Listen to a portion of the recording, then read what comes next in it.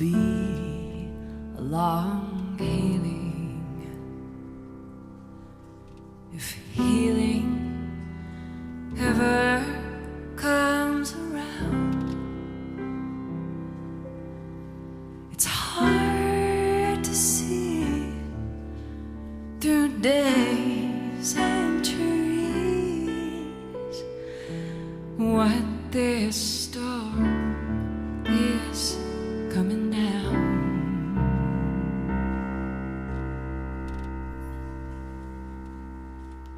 But tomorrow's light is already traveling from some distance that I can't fathom. Be careful what you think you know. This moment, well, that's my only wisdom. Bound to be long healing, but tomorrow's light will come around. Tomorrow's light's already traveling, and no one here can stop it now.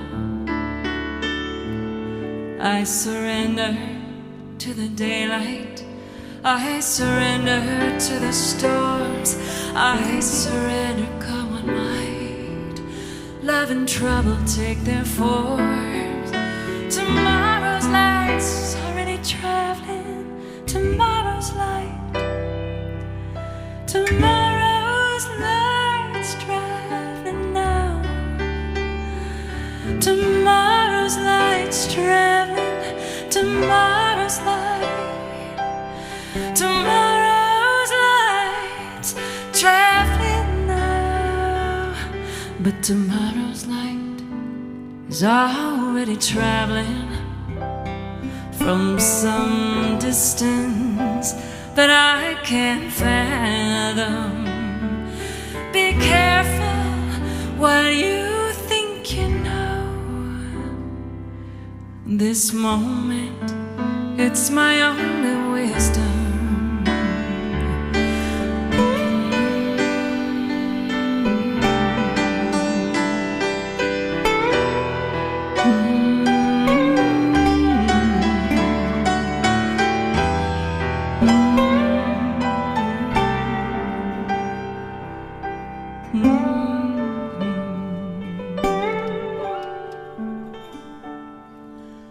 I surrender to the daylight, I surrender to the stars, I surrender, come what might. Love and trouble take their forms, but tomorrow's light's already traveling. Tomorrow's light, tomorrow's light's traveling now. But tomorrow's light's traveling. Tomorrow's light, tomorrow's light. Oh, tomorrow's lights, tomorrow's lights, tomorrow's lights, traveling now. Bound to be a long healing.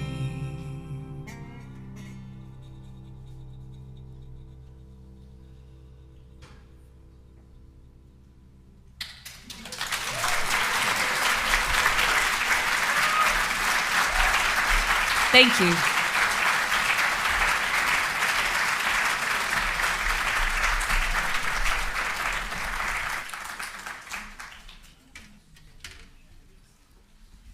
Thank you, Halie, Loren, David Jacob Strain, and Laura DuBois.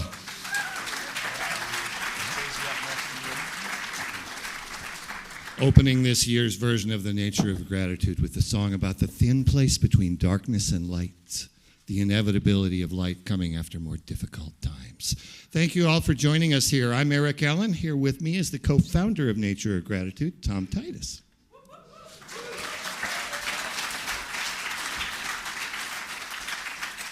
So we always choose a theme for the year, and this theme, this year we landed on the theme Thin Places. And Thin Places actually has its origins in Celtic mythology. We thought it was really appropriate for our program today because there's actually a thin place that we enter into when we go into nature and have our various experiences of gratitude. Also, it seemed really appropriate that we could turn our artists loose with that theme. And I told them the sky's the limit, so you're in for a great, great program. We really started with the thin place between nature and gratitude as our original theme of this event, kind of by accident, but those thin places where everything seems close, the physical, the emotional, the spiritual, and we found that nature and gratitude were a deep connection for us, that returning to nature was a way to return to gratitude. Gratitude not just as an emotion, but gratitude as a daily practice. What do we do in the world for this miracle of being alive, no matter how difficult it may be? So we're going to branch out through other thin places throughout the afternoon. We also tend to have an invocation from beyond our ensemble to set that theme and begin that, and Tom has brought that with us for today. So this is a poem that will help us enter into that space of thin places. This is called Earth Music. It's by Eithe Lannon, an Irish poet. I will lead you by the hand to the hushed hum of the gentle oak. An evening breeze sounding shivers into leaves. Quiet turbulence in the air, and the gravity of sound settling on mossed stone. I hear its tongue lick in ivy the way a bat hears the silhouette of trees, or a whale the shape of its home. Touching the skin like sound braille, tiny neck hairs startled to its presence. Earth music in the trees and in the stony wind, atoms of light trembling in tiny dust particles where body bones separate, flesh disappears. Between heart pulse and light's shadow touch, I will lead you to the quiet abundance of silence, the wide emptying of voiceless things, Earth's pulse, seamless and somewhere beyond absence. Earth music. Beautiful, Tom. Thank you for finding that and bringing that. And on the theme of earth music and the theme of gratitude, we want to mention as well that we make this event free for you, and Unity makes this free for us so that we can donate to a wider cause. And we'll be talking about this more later in the program, but today we are benefiting Black Thistle Street Aid, who provides volunteer medicine on the streets. So we'll be hearing from them later and inviting your donations. At the moment, we're going to return to a little bit of earth music here with Laura DuBois on the piano. And Eric Allen on voice. All places are thin. That's my theory.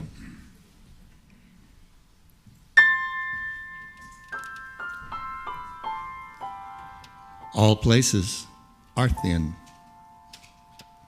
In the Mecca Hills, deep in Southern California's obscure deserts, there is a slot canyon so thin that only one person at a time can walk through it. There is barely a sliver of sky visible above as you pass through worn layers of sandstone corresponding to geologic ages stretching back before humanity's existence. Even finding it is difficult, given the rough gravel roads to reach the region and the other narrow canyons to thread first via ropes and rickety ladders others have left behind. Who would know to even look without the guidance of those who previously dared to adventure there? Without others risking that slot canyon first, who would know it isn't a dead end? The journey's difficulty is in balance with its rewards. Between those slot canyon walls, silence has a softer, deeper form. The enfolding comfort of a sandstone blanket is as warm as wool. Its ancient dust exudes the steady smell of time. Layers of history are artistically expressed in water-sculpted stone. To be within it is to be embedded within ageless wonder and awe.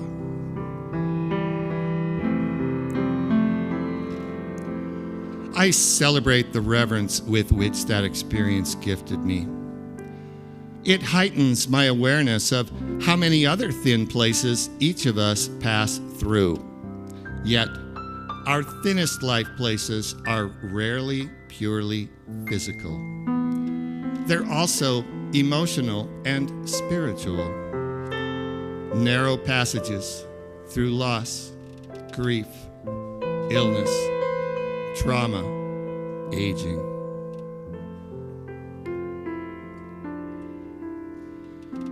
I'm aware how many guides we need for our safe passage through those thin places.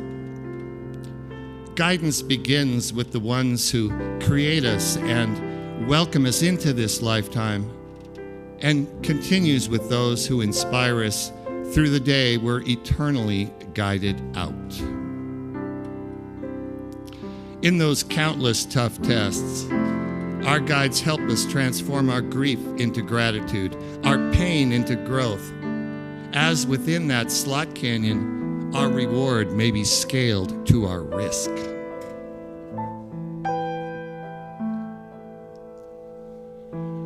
With each passage through each new thin place, I've better learned how to lean into gratitude itself as a guide. Gratitude is a practice as active as walking. Gratitude assists me in keeping my balance until reaching solid ground once more. Gratitude has taught me how to then assist others in balancing in their own thin places, to be steady on my solid ground until they reach their own. I've learned how to be in this thin place where vulnerability is also strength, where healing brings new shared wisdom beyond what we had before, where the sharing creates chosen family. This day and place is one such grateful ground.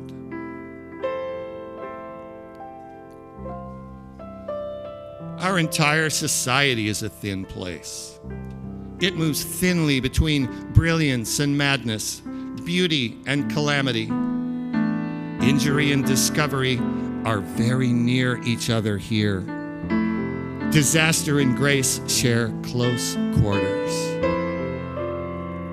We need our grateful guides through this time's acute divisions and distractions.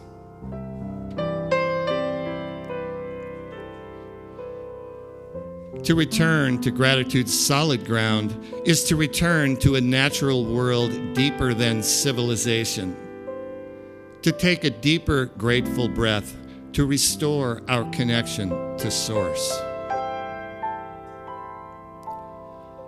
the more I open to the awareness of our connection to elemental ground, the more I realize that all places are thin.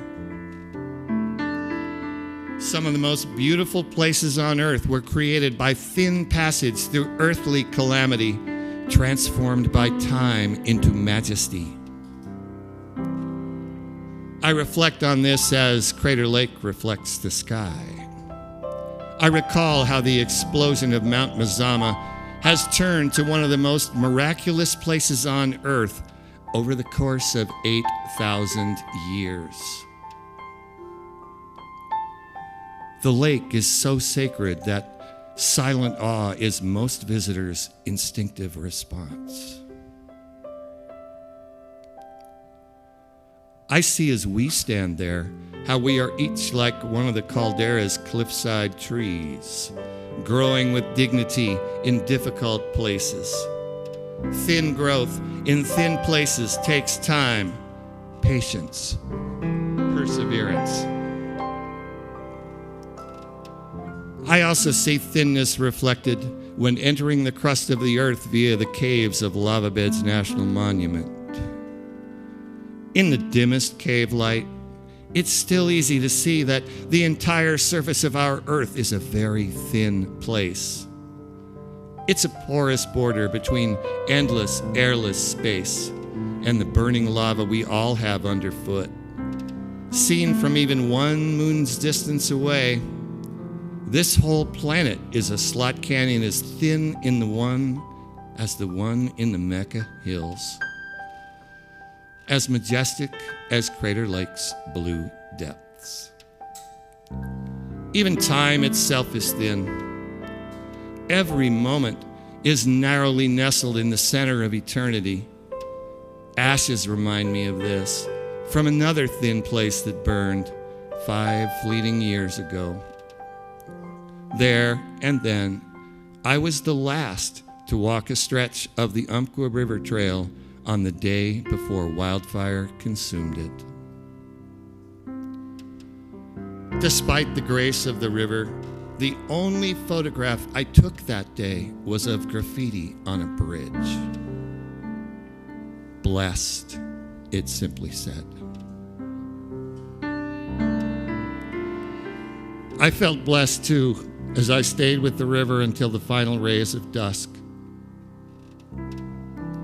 The next morning, fire raged around the water. The bridge and the whole canyon burned.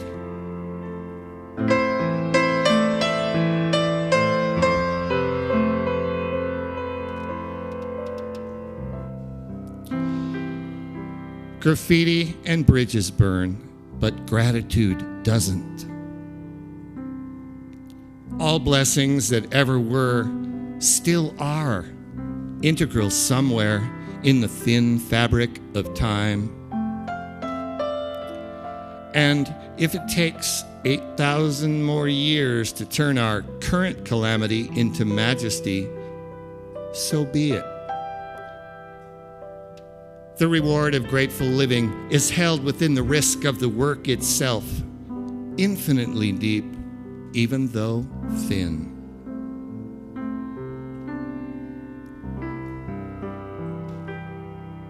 I'm grateful that thin places are all we have.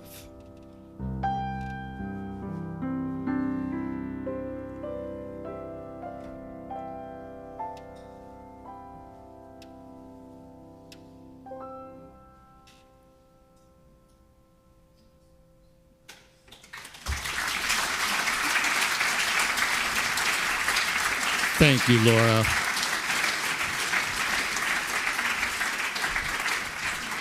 Now we would like to bring up one of the writers who's been joining us for the last few years of Nature of Gratitude. Melissa Hart has a brand new book coming out, and she's going to be sharing a story with us from a book called Find Your Nature. Please welcome Melissa Hart. Hi. So my newest book is called Find Your Nature. It actually doesn't come out until 2027. I think right when Tom Titus's book comes out, yeah? Shall we go on tour together? I'll bring the cookies, you bring the salamanders. It's a book about how we can deepen our connection to the flora and fauna in our backyards, but also how we can deepen the connection to our neighbors and our neighborhood. And this is a sort of a conglomeration of 2 essays from that book. The house across the street from our little red cottage under the oaks and firs has seen some major turnover in the 20 years that my husband and I have lived in the neighborhood. We've watched owners and renters come and go 5 times. Each time a new moving truck appears outside, I walk over to the driveway and introduce myself. Let us know if you need anything, I say. Garden tools, eggs from our chickens, a cat. We have a lot of cats. Historically, new neighbors respond with gratitude. But when I introduced myself to the newest renters, they recoiled as if I'd just proposed a threesome.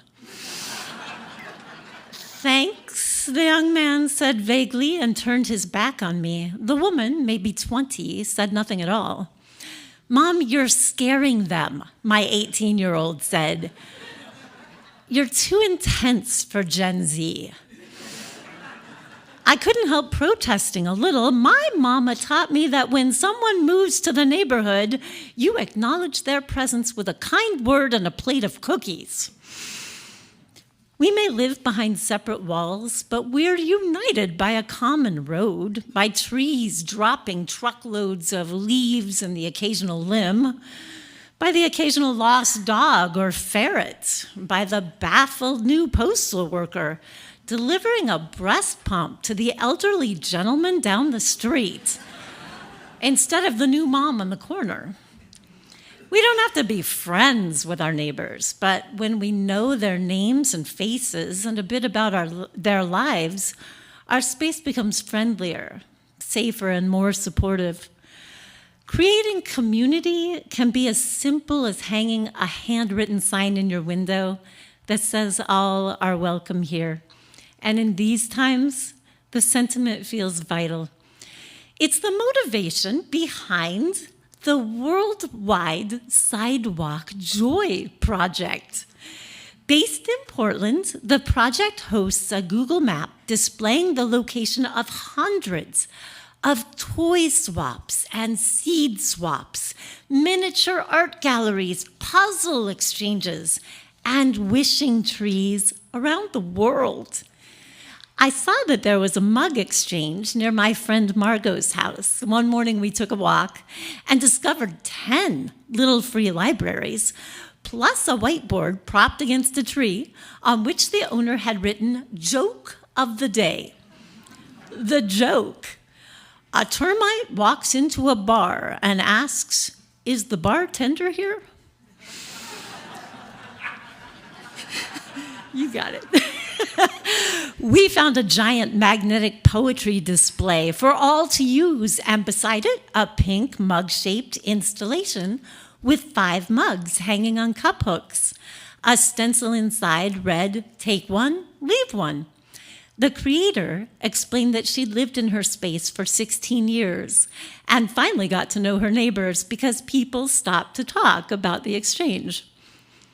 In a world that seems sometimes wrecked by political polarization, the Sidewalk Joy Project reminds me that there's still a lot of love and generosity in the world. I wanted to create the same visual representation of community in my neighborhood. My husband and I built a little free library. We put out an "All Are Welcome" sign, and then I put out Bob. Bob is a yellow plastic slow-down figure I purchased when our daughter was little and had a tendency to run across the street without looking for cars. We live near the bottom of a hill, and drivers put the pedal to the metal getting up the incline. Likewise, they coast down like they're racing the Indy 500. I wanted Bob to remind neighbors to watch out for kids, but I also hoped he'd be funny. And so I began curating his wardrobe. To date, Bob has worn a frothy pink princess dress, a silver miniskirt and a black sequined bra, and an Oregon Ducks jersey complete with gold pom-pom. He's been Santa Claus and the Easter Bunny, a Halloween witch, and a Thanksgiving chef. For Mother's Day, he wore an apron and a curly blonde wig and carried a sign that read, "Hug your mom." One day, a new neighbor moved in and spotted Bob in his rainbow-flowered lei with a matching rainbow flag. He stopped his car and knocked on the front door and thanked me in tears for making him feel welcome. Would it be all right if I accessorize him? He asked me. Any time, I replied. The next day, Bob wore several rainbow-colored strings of Mardi Gras beads. My longtime neighbor and fellow ski patroller Amy Sampson didn't ask, long delighted by Bob's changing apparel as she drove her teens in their minivan up and down the hill. She dressed him in the middle of the night after I passed our grueling 10-week exam in outdoor emergency care. The next morning, I walked outside and froze. Bob wore a celebratory silver tunic and a tulle skirt, and on the tunic, Amy had safety pinned a patch she'd made, a red cross on a white background. It was one of the most touching gifts I had ever received. Amy embodied community. A high school art teacher, as well as a mom and downhill ski patroller, she used her free time to cook and bake and knit and sew. She had no patience for introversion or inhibition. She boldly knocked on neighbors' doors with gluten-free bread experiments for my husband, books for our little free library, and asparagus from her giant community garden for us all. When we adopted our toddler from foster care, she gathered the neighbors and hosted a baby shower, complete with funny, heartfelt games. She literally meditated on who needed what, then went about creating it and gifting it with a wide, delighted smile. For those who don't have time or inclination to give in this way, consider the advice in Dr. Ruth Vestheimer's final book, The Joy of Connection, which has nothing to do about sex. In it, she suggests that we borrow a quarter cup of milk or a hammer from a neighbor, even if we don't need those items. Those moments when you pick up that extra egg or air mattress are precious, she writes. They are pockets of time in which to deepen connections. Conversation face-to-face can be awkward, but a single open-ended question, that is one that needs more than a yes or no answer, pulls you out of your reticence and allows you to focus on curiosity about the person in front of you. Here are a few of my favorites. So, what are you doing for fun these days? Will you tell me about your new car, puppy, crawdad in your living room aquarium? I'm new to gardening, bicycling, knitting, crawdads. Do you have any tips for me? Once I asked the master craftsman on the next street over, how exactly do you make a violin? That question elicited a detailed response and an invitation to look at his violin in progress, which was absolutely thrilling. Developing positive relationships with our neighbors can smooth over rough patches, as when one of our baby chicks turned out to be a rooster and spent a season crowing 130 decibels before we found him a farm.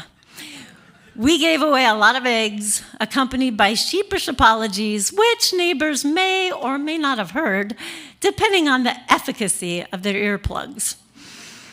When our neighbor Jay's car slid on ice and crashed into the local shoemaker's garage workshop, There were many sheepish apologies, as well as payment for the repairs, and a new neighborhood joke. When you get to know your neighbors, you get to share in what my daughter calls the lore. Jay and the shoemaker ended up starting an annual block party on the dead-end street outside their home. Some of us may only exchange a smile and a wave the other 364 days a year. But near Labor Day, we all head up the hill for a potluck. There's music, there's wine and beer, and a giant wooden moon, perfect for selfies. During one party, my neighbor Amy set a crock of her homemade blackberry jam and bread alongside a jar of what looked like pebbles. She grinned. "I thought you might all like to see my gallstones," she said. Our children love talking with adults at the party. As teens, they avoided it. But the summer before high school graduation, when my daughter struggled to see what her future held, she appeared at the gathering once more and outstayed my husband and me. "How was it?" we asked when she got home. "Great," she said. "We sat around the bonfire and the adults told me about how much fun they had in college and how I should go to the UO. When can I apply?" It really does take a village to raise a child. And when you build relationships among the people who live around you, that village has your back. If you live there long enough, there will be tragedy. In November of 2024, a neighbor texted just as I walked into the library for another neighbor's fiction reading event. "Awful news," she wrote. "Amy Sampson died in a car crash this morning while driving to work." Amy, my friend and neighbor and fellow ski patroller, the woman who had hosted a baby shower for our adopted toddler, had been an early morning victim of a distracted driver. That night, neighbors stood in the street and hugged each other and wept. We donated money so the kids could fly across the country from their colleges back east. We mobilized to make the meals. We organized the living room potluck and processed the loss with wine and homemade chili. Crying and laughing, we recounted the bunches of asparagus that appeared on our doorsteps, the jar of gallstones, my Red Cross. Our sweet neighbor understood more than anyone I've ever met how to create community. We're better for knowing her. That night, I shuffled sadly home and stopped in front of Bob. I tore off his too cheerful moo-moo and the Mardi Gras beads and the blonde curly wig. Neighbors who passed by over the next week found him standing street-side like a sentinel, bearing witness to our collective grief. He wore a black dress and a black hat with a veil over his plastic cap. In his hand, a bouquet of flowers and a single stalk of asparagus. Thank you.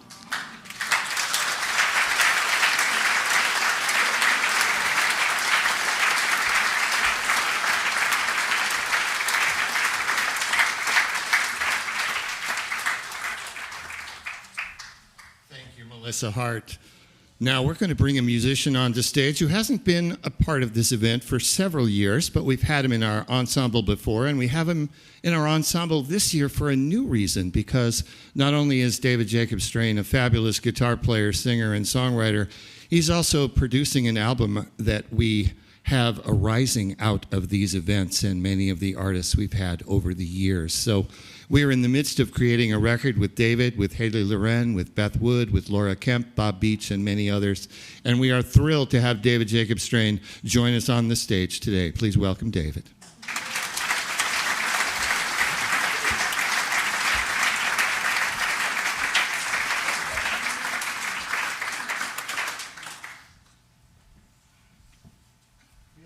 To sing with me?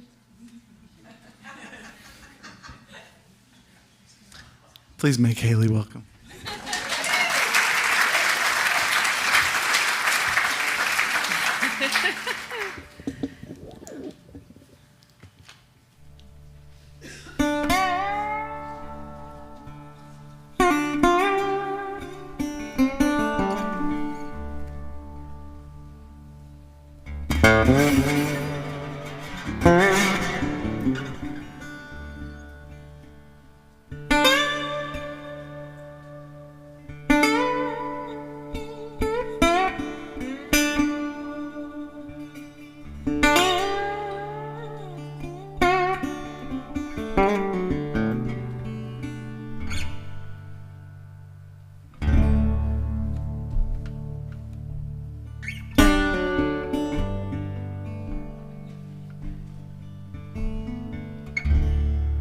was standing in her stocking feet in the single room that she kept so neat.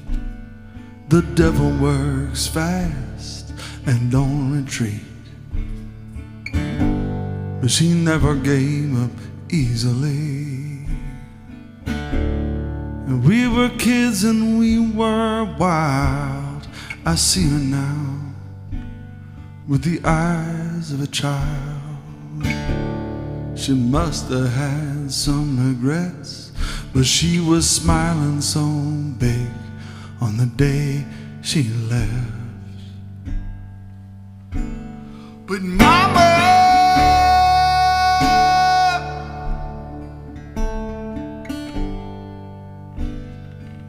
she don't cry no more.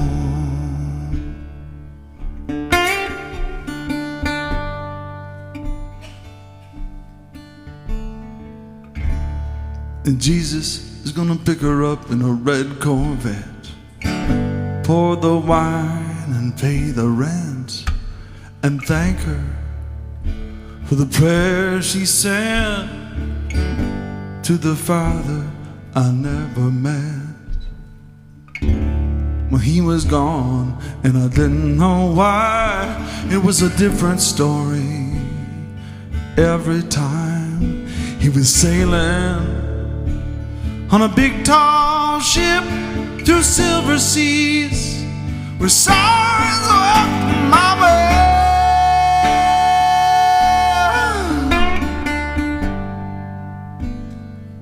She don't cry no more. Let's sing it again. Mama,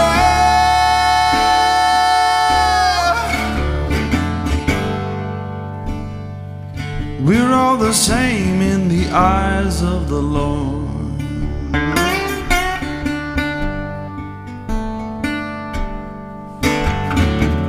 You hear them all over town trying to bring a woman down.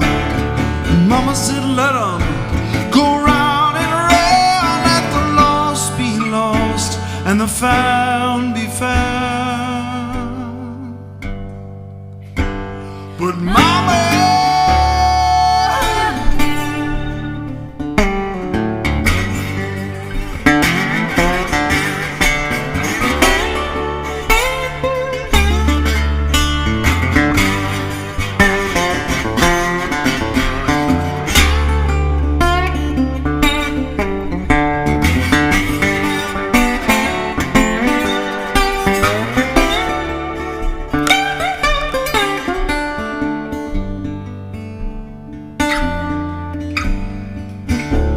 we'll ramble on and ramble round like a drunk or a clown. You can talk about settling down.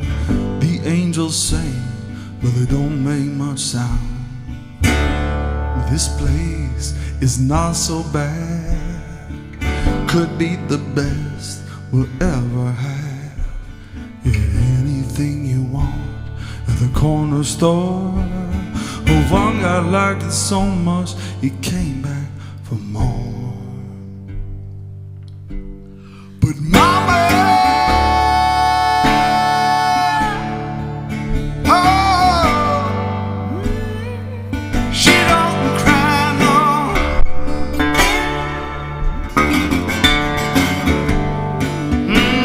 Yeah, Mama,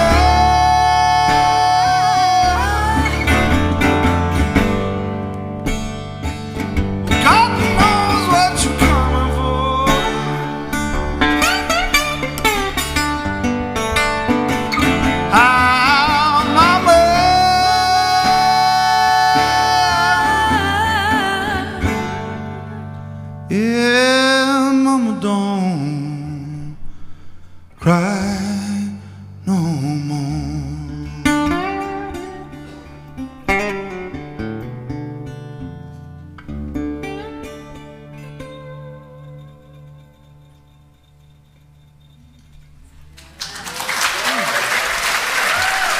you all.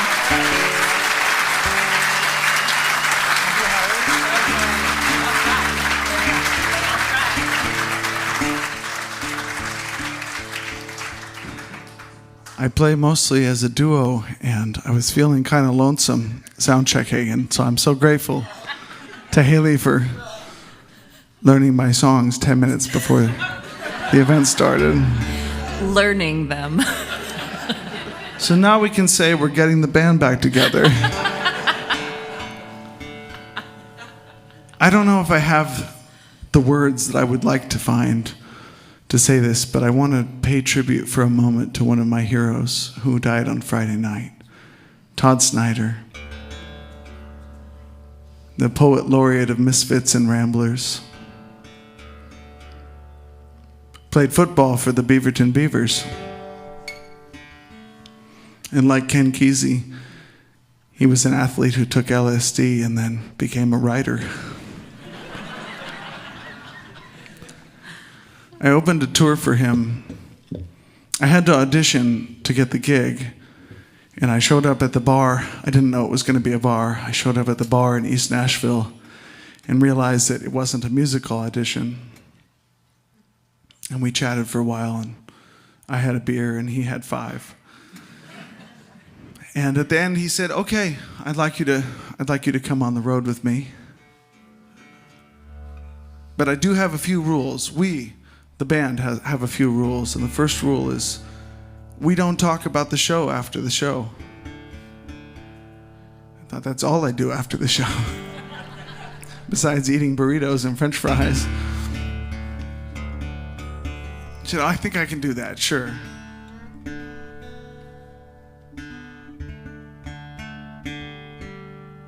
And Todd was great with banter. He made a live album called The Storyteller, and truly, people came to his gigs requesting his banter, requesting his stories. And he said, "You know, I've been writing a new show, and sometimes people think that maybe I just do this like a stand-up comic." But he said, "But I write it, I craft it, I spend my life creating the interstitial bits, the in-between moments that happen in between the songs. That's where the work is. The songs come easily, but I work on that part." And he said, "Sometimes when my friends come and open for me, they try to do what I do, and they do all their funny songs." He said, "Don't do all your funny songs. Just pick a few, but do what you do. That's all you need to do." So I want to say thank you to Todd. I'm grateful for his music. I want to play one more song.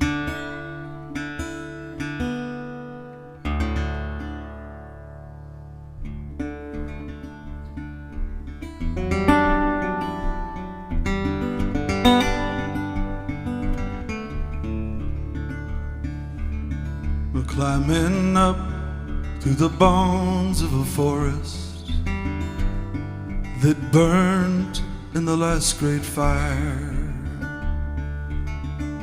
The skeletons of lodge pole and hemlock. I wanna go higher and higher, higher. How high do I have to go to feel?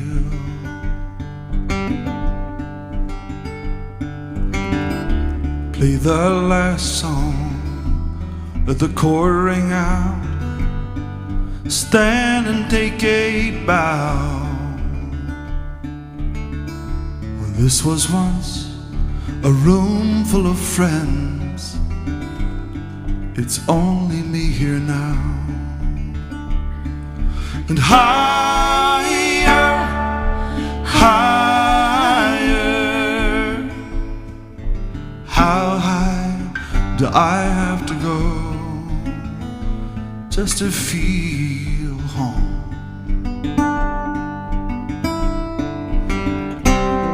Looking out at the shape of a valley, the glacier retreats. down among the silhouettes and shadows of who we used to be.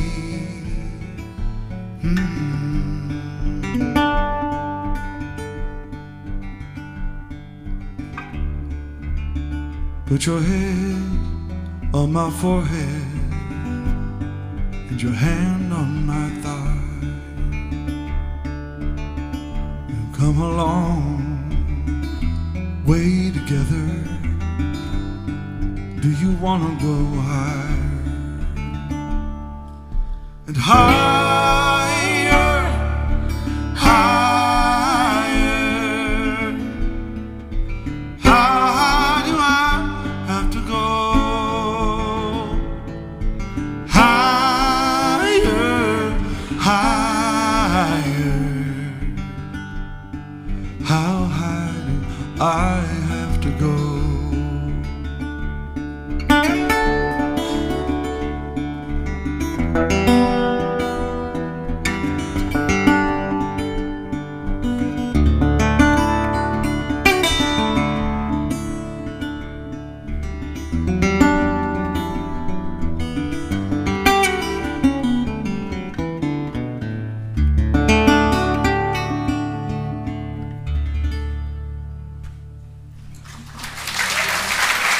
Thank you, Halie. David Jacob Strain.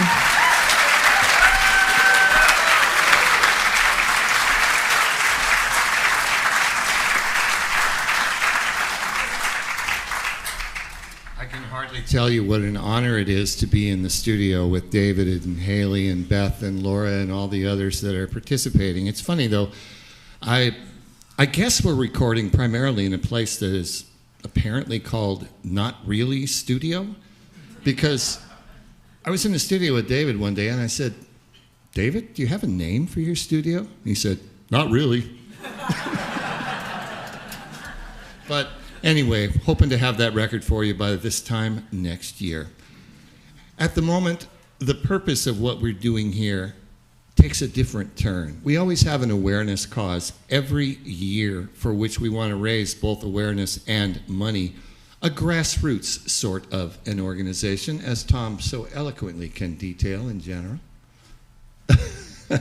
We actually work really hard at identifying an awareness cause for our events, and there are certain criteria that we take very seriously, that they be apolitical, that there not be any religion involved, that they be local, that they provide a basic human need, and that our money makes a difference to them. And so we have identified that organization for you this year. We think that one of the keys these days, one of the biggest universal human needs is health care, and that I don't think we should have to ask, where do I get my health care from? A corporation, a government? How about we all take care of each other and focus on that and do that from the streets? And one of the reasons that we chose Black Thistle Street Aid is because on a volunteer basis, they are doing that so well in the communities of Eugene and beyond. They're a volunteer team made up of medical practitioners, herbalists, advocates, and others coming together to do pop-up clinics and medicine on the streets. And while we have Leigh from Black Thistle Street Aid coming up to tell about their mission and how you can support, we will be passing the basket around and inviting you to support their cause directly. All the money that we raise today goes 100% to Black Thistle Street Aid. So please welcome Leigh from Black Thistle. And Camille.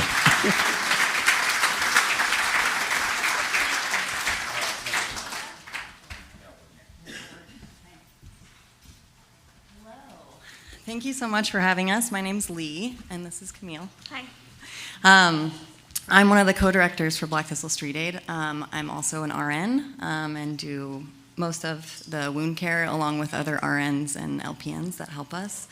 Yeah, we're just so honored that that we were chosen. All of this money goes towards supporting folks who are unhoused or on the street, or just have people who just don't have access to medical care. Yeah, we started in 2020 and have been doing this since then. And we're all volunteers. There's about 10 or 12 of us on the team. And we go out once a week and do outreach, a scheduled outreach, and then once a month we have a pop-up clinic. And then we kind of see people throughout the week based on their needs and contacting us for those needs. Yeah, so a little bit about like what this money will support us. It helps us buy medical supplies.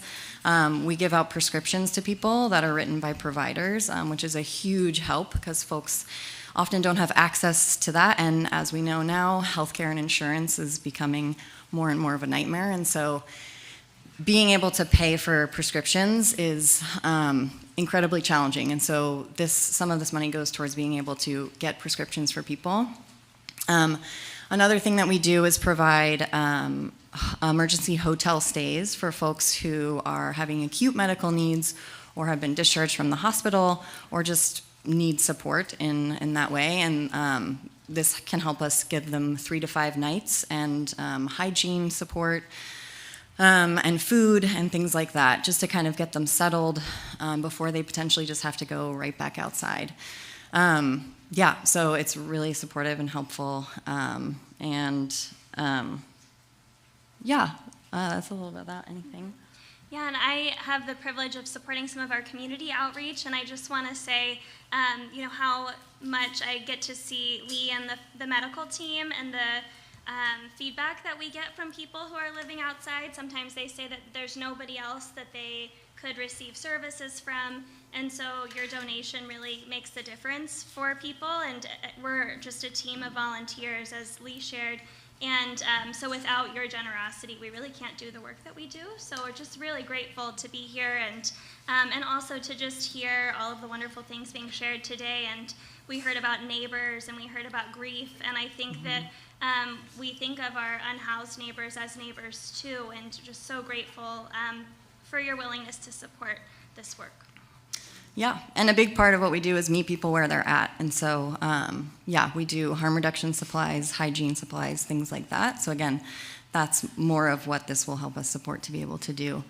Yeah, and that's a little bit us. Also, something I do want to say is that we're run by nurses and doulas and herbalists. So that's kind of how we operate. Like, we don't have a structure of providers and doctors being the top of the list, because it is very important for us to kind of have an even power structure so that everyone can be heard and have their needs met. And we try and go out into the community and do that as well. So yeah, come say hi to us. We have merch in the back. We have stickers and t-shirts. You can own one of these t-shirts as well. Very fun. We love merch. Yeah, so thank you so much, yeah, for having us. We appreciate it.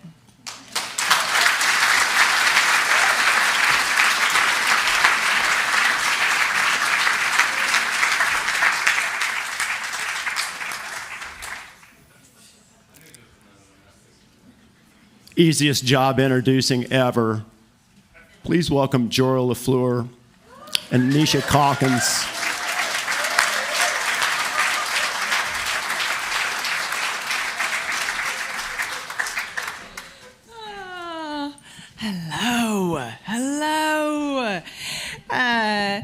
So, somehow, over all the years that I've been fortunate enough to share the stage with musicians, there was a long period where I shared a house with a musician, we got legally married, and I have still managed to stay willfully ignorant of how music works. It is incredibly magical, and after 10 years, this is our 10th year that I've gotten to be part of this incredible event, I am so grateful today that for the first time, I am joined on stage by a musician directly. This is Nisha Calkins on the cello.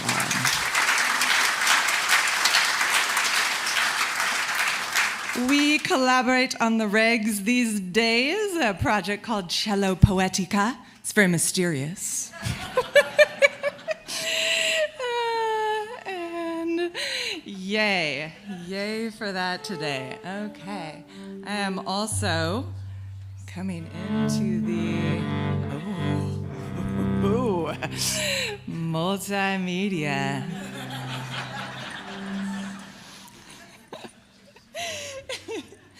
Feel good, babe? Yeah. All right.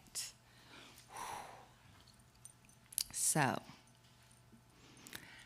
I have a piece of stone that was gifted to me by a writer I love.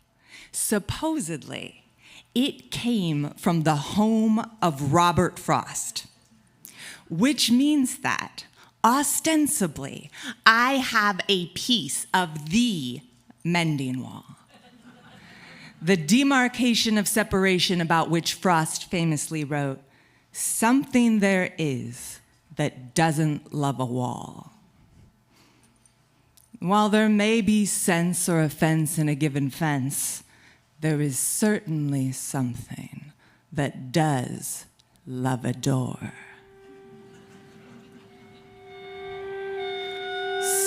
Something that longs for the thin between, betwixt, bewitched blur that leaves me unsure about how to hide on any side, not astride a wall, but in it.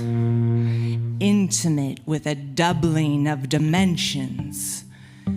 What is the square footage of air where I am now that I'm more here?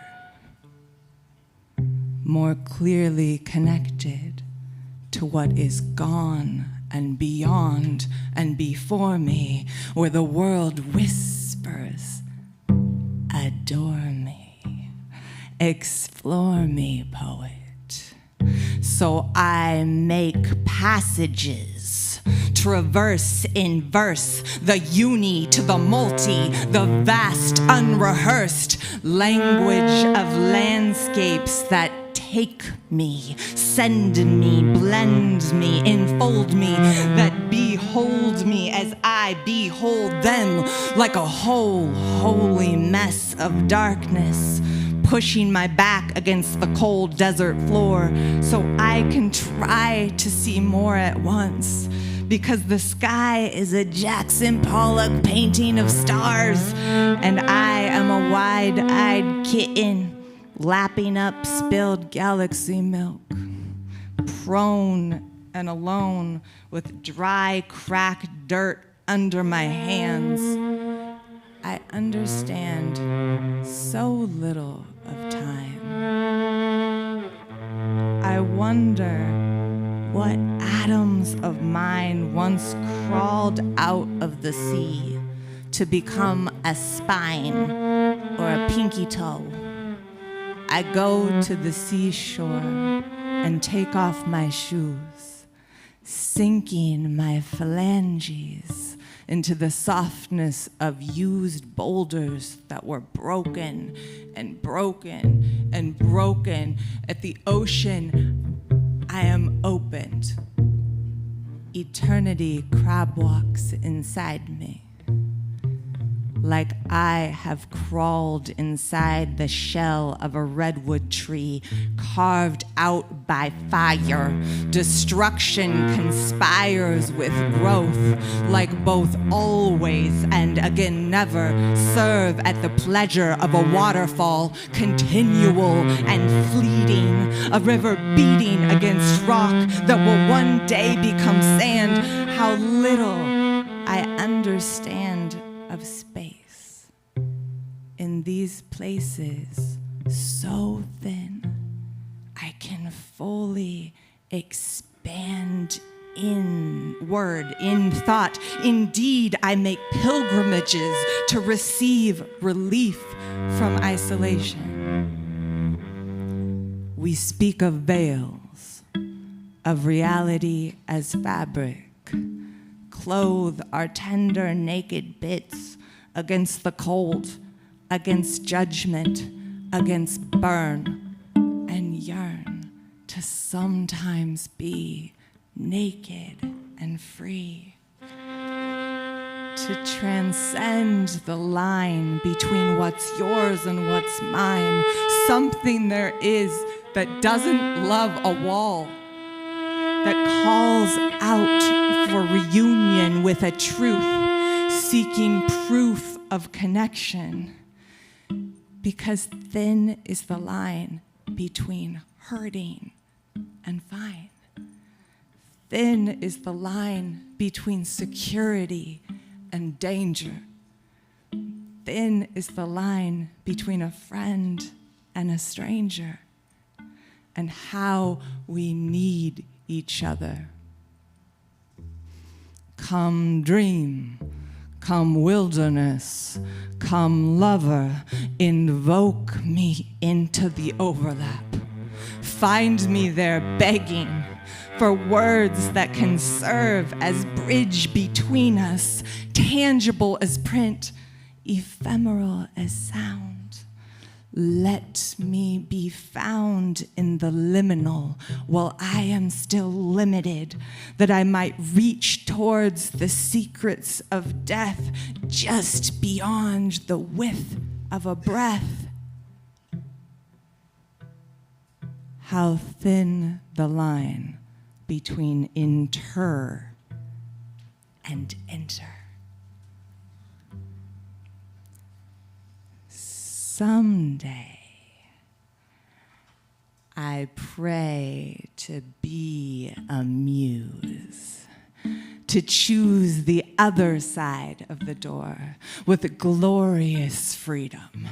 And I can't wait to read them. The poems unwalled, called forth by my siren's song, when my body once again belongs to the earth. May I, midwife, help give birth to new works, just as I am assisted now in somehow that I don't have to understand, just to welcome with thankful hands in the doorway, grateful as the dusk on the day it meets the dawn.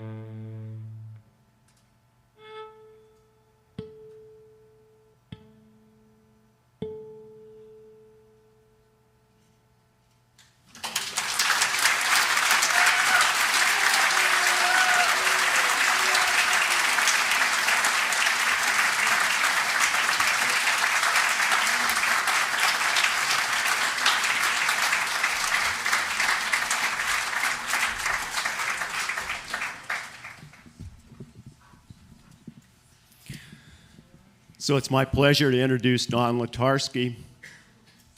Most of you know,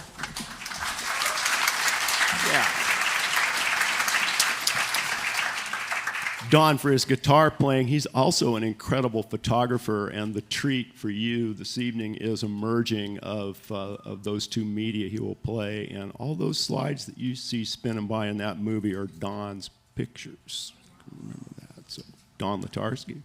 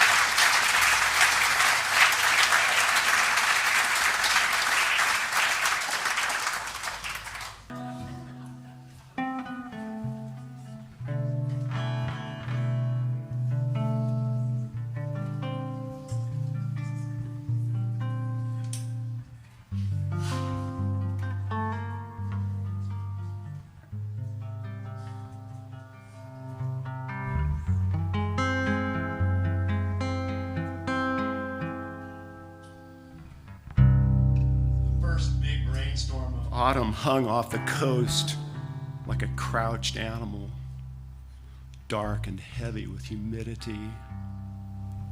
After 2 solo days of weatherproofing the new porch on the old house, the pickup was packed, ready for the trip back to town. Spits of rain became sheets thrashed by wind, tormented the boughs of the Douglas firs around the meadow. And this house in the heart of the Coast Range, built by my great uncle Johnny, is my thinnest place. October is my thinnest month. And an incoming storm, my thinnest moment. The deluge drumming that metal roof demanded some serious sit-down attention.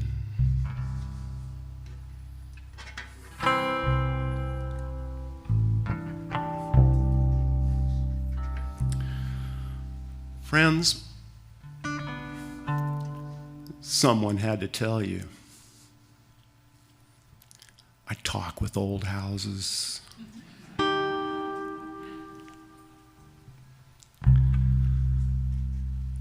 Old house with a long memory. You haven't forgotten the sweat-stained days of last July when my grandsons and I tore off your decaying porch.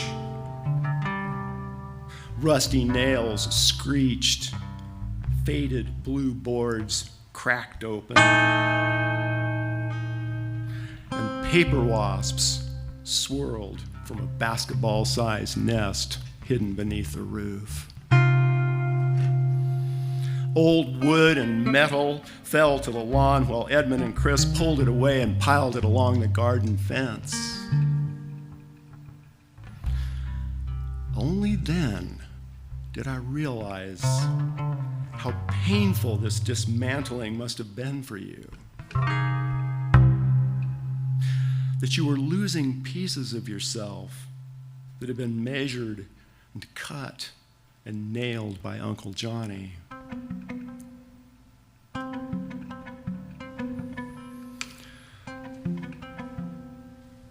My carpenter friend Alan offered to help with your healing. Thank God he didn't know what he was getting into. Because to be truthful, you and I have been a pain in his ass. He didn't know that your front wall was an inch out of square. He didn't know that you and I had already talked, and this rehabilitation was only going to take place if the lumber was made on this place. He didn't know that my homemade lumber is a lot like my brain. It doesn't conform to straight lines or sharp edges.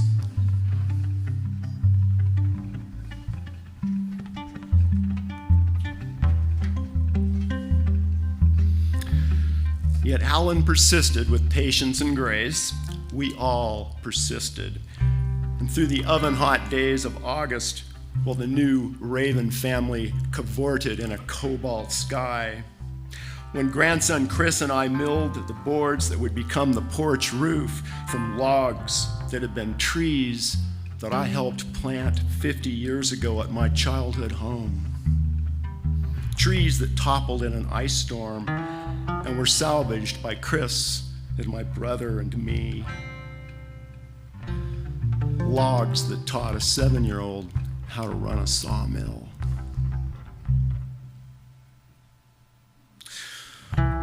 We persisted into parched September and those tired evenings when sun slouched onto the western ridge. Alan and I sat on the front porch with cold beers and Fritos, while dark-eyed Doe brought her 2 yearlings in to search for early windfall apples. When Swainson's thrushes forgot their songs, and the morning silence stretched ominously toward autumn. When pileated woodpecker broke the drama, hooting with laughter and drumming the old trees above the meadow with wild abandon.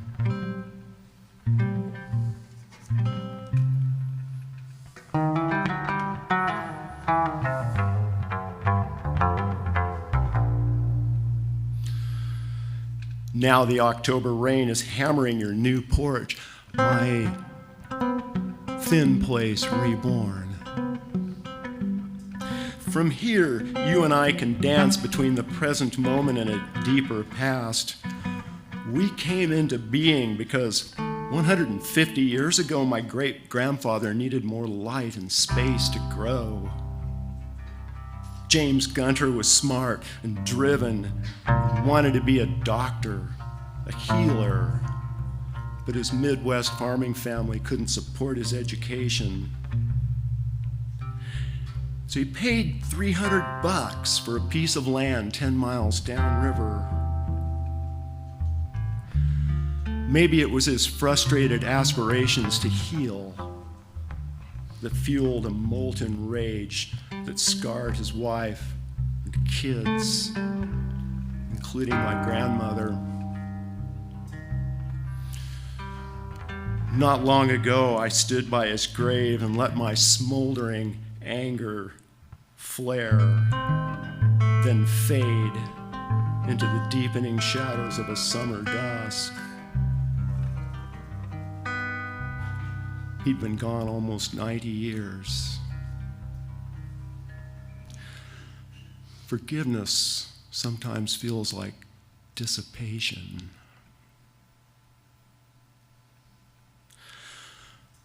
Old house?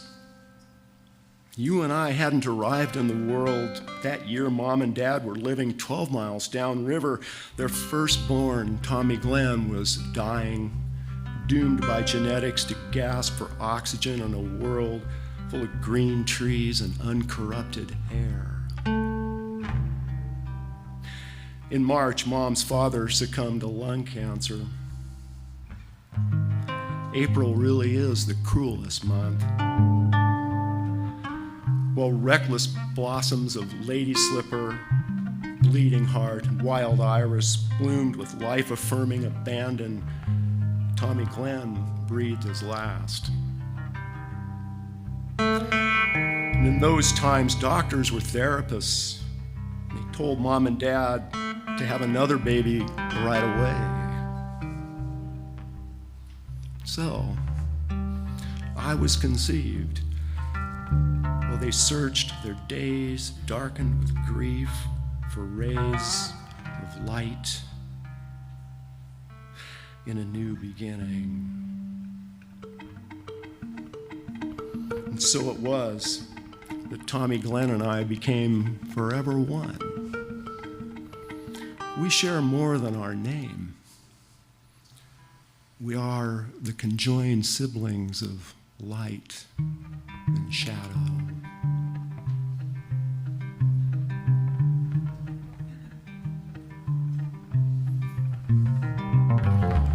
Is it any wonder I want to heal everything? Is it any wonder that I'm angry when I can't? And yet, I won't cast out my shadows. They are the dark matter, the neutron star, the concentrated energy that built your new porch. It's part of the fuel that feeds my soul.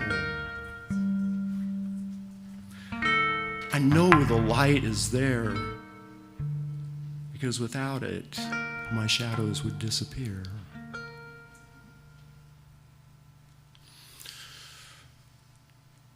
Tell us then, old house, how can we reconcile our opposing life forces? How can we reach with outstretched arms and gather in the entire complexity of our being? Show us those thin places between our darkness and light, the spaces where peace is found in the truest forms of forgiveness, love, gratitude.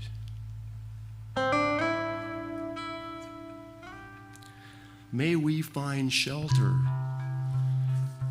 from our storms beneath a new porch constructed by many hands.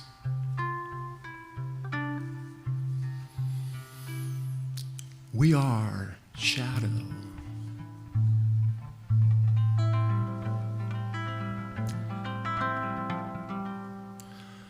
We are light.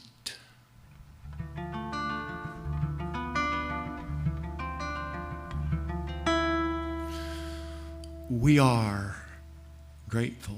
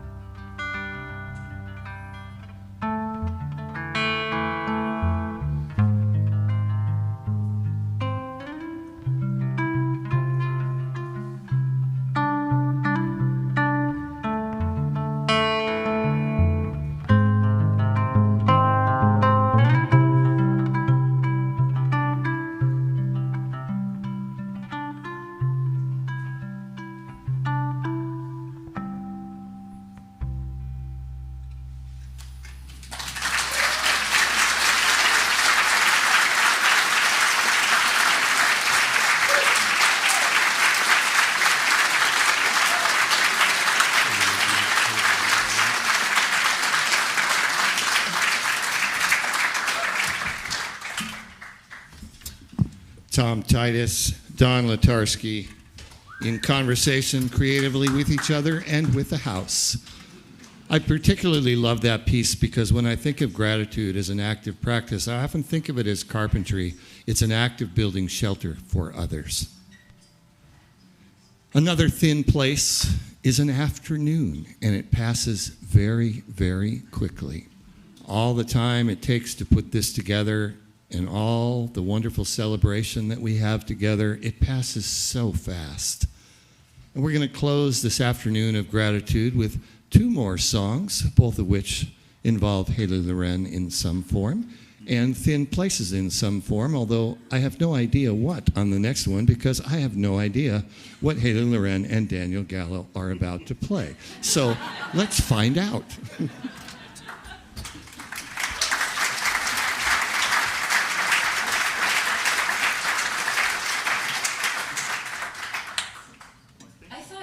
Eric, I didn't know I was supposed to decide. No. Kidding. Daniel Gallo, thank you for joining me. And thank you all for being here. This is such a special event. I look forward to it every year. All 10 of them that we've been doing this event. Yeah. And I feel honored to have been here since the beginning. Who knew we were still going to be doing this a decade later?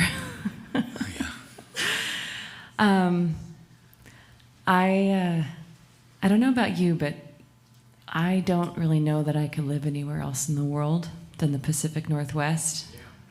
I grew up in Alaska, in the Tongass National Forest, and moving to Oregon, the thing that I always gravitated toward the most was the connection between the two places that I found in the forest.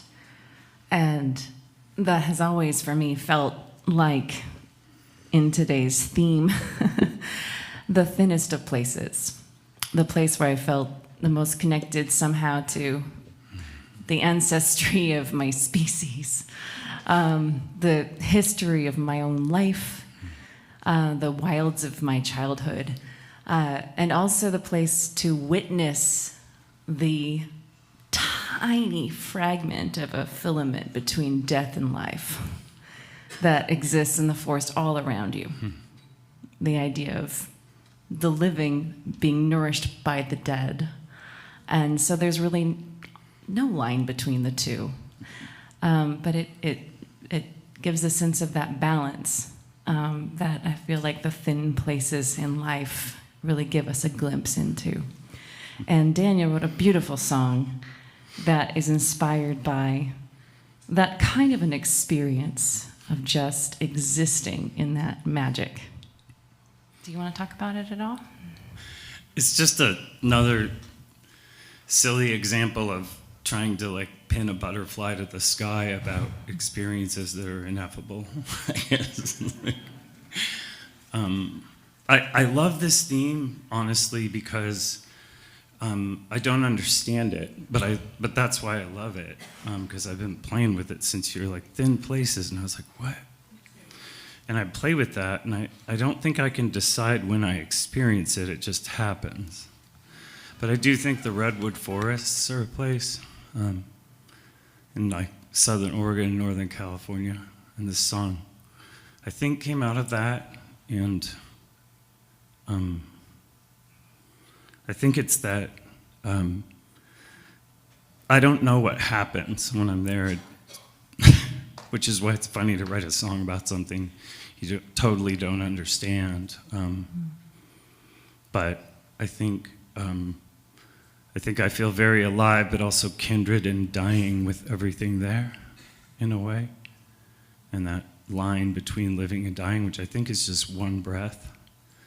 And I don't know if it's much more superficial or much more profound than a word like gratitude, that I feel that I have no clue. So here's a song about, I guess, not having a clue. It's called Evergreen.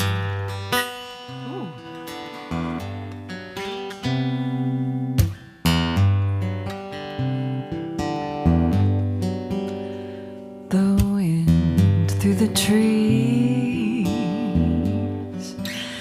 colors my blues evergreen, and the angels don't make a sound. Sweet lullaby, river running by my side, and there's nothing to be found,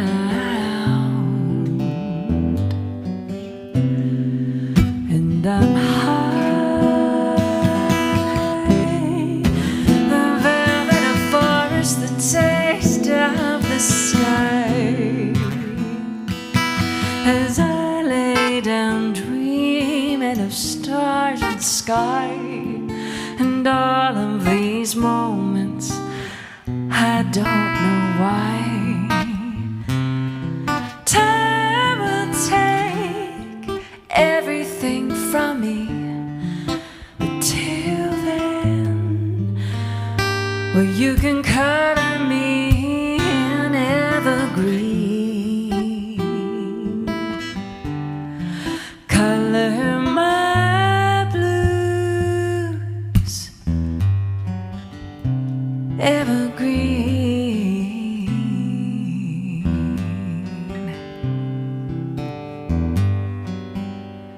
The wind through the trees colors my blues evergreen, and the angels don't make a sound.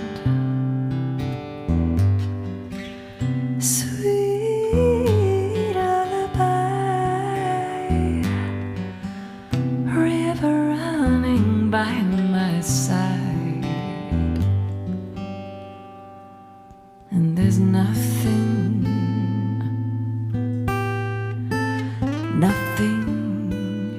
to be found.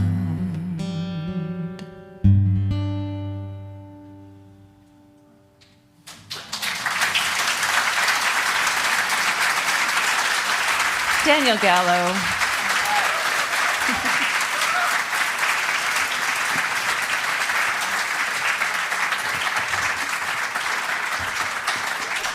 Thank you, Daniel, for that beautiful song. Thanks for playing it with me when I'm doing dishes in the kitchen. Usually our rehearsals go something like that. He's like, let's rehearse. I'll say, okay. Scrub a cutting board. art is for living. That is my favorite part about it.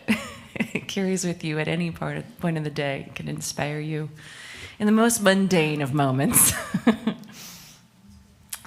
So with not exactly that in mind, but something akin to that in mind, Laura DuBois and I are going to perform a song that you co-wrote. You wrote the music. Eric wrote the words. And it's a song called All Places Are Thin, because ain't that the truth?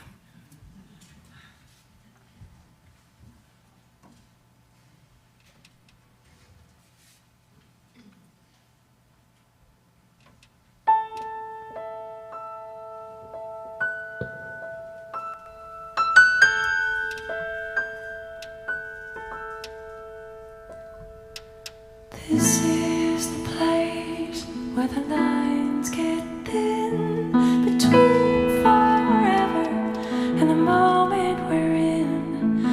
This is the road where our lines disappear. Are you at peace, wondering how we got here?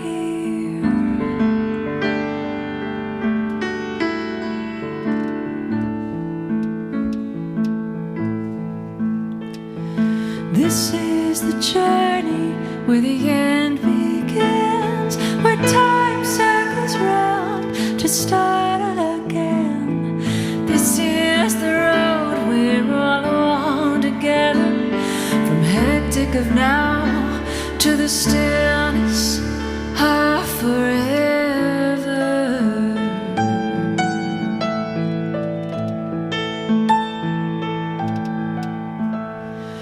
This is the place where the veil is thin between who we were and haven't yet been. This is the place where spirits all wander, even deities have new grace to discover.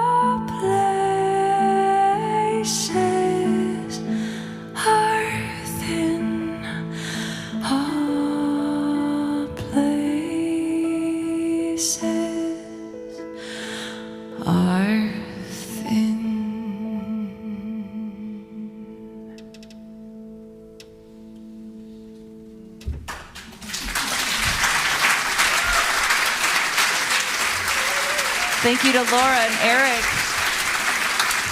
and Tom and Melissa and Jorah and Daniel and Nisha. Thank you so much for joining us in this thin place of gratitude and And nature. David Jacob Strain. David Jacob Strain, Daniel his great Gallo, hat. Nisha Calkins, Jorah LaFleur, Tom Titus Don Latarski, Halie, Loren, Melissa Hart, Laura DuBois, Black Thistle Street Aid, Ryan Zimmer back there on the sound and video. We appreciate everyone at Unity so much. And thank you for your generous outpouring of support for Black Thistle Street Aid. We really are grateful for all of you. Thank you. Thank you so much for being here again. Yeah. Thank you to Unity for donating the hall. Thank you for being here. We'll see you next year.